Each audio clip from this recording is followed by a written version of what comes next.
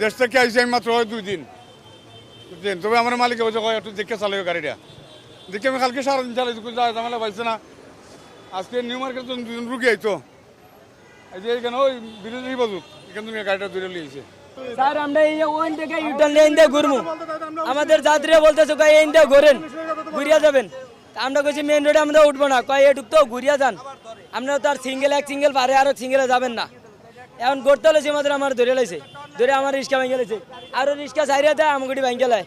তা আমরা কি আর কোন স্যার, আমার রিক্সাটা 80,000 টাকা, আমি আগে রডের কাজ করছি করি, এরপরে এখন বয়স হয়ে গেছে, এখন রডের কাজ করতে পারি না রোদের ভিতরে ছাদে। এখন আমি খরচ দানা করে একটা রিক্সা নিয়ে চালাইতেছি, আমি কোনো রকম ববল আমলে চলতেছি। এখন আমার এই জিনিসটা ভেঙে লাইছে, এখন আমি কি করবো?